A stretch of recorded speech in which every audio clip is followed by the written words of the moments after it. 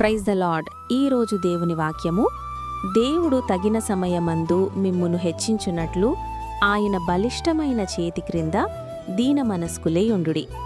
మనం త్వరగా అభివృద్ధిలోకి రావాలని, సమస్యల నుండి బయటపడాలని ఆరాటపడుతుంటాం. కానీ విల్లులో బాణం ఎంత వెనక్కి లాగబడితే అంత వేగంగా, అంత దూరంగా ముందుకు దూసుకెళ్తుంది. అలాగే దేవుని బలిష్టమైన చేతి కింద మనం ఎంతగా తగ్గుతామో ఆయన మనల్ని అంతగా హెచ్చిస్తాడు.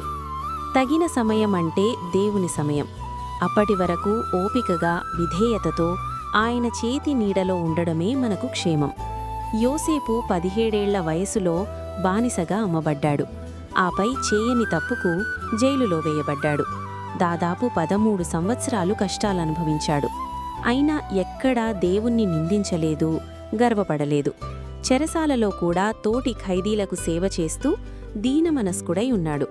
తగిన సమయం వచ్చినప్పుడు ఒక్క రోజులోనే జైలు నుండి ఐగుప్తు దేశపు సింహాసనం మీదికి హెచ్చించబడ్డాడు. ప్రార్థన. ప్రభువా, నా జీవితంలో నేనెదురుచూస్తున్న ఆశీర్వాదాల కోసం తొందరపడకుండా నీ తగిన సమయం కోసం వేచి ఉండే ఓపికను నాకు దయచేయి. యోసేపు వలె కష్టాలలో కూడా నీకు లోబడి జీవించే దీన మనస్సును నాకివ్వు. నీ చిత్తప్రకారం నన్ను హెచ్చించమని ప్రార్థిస్తున్నాను. ఆమేన్.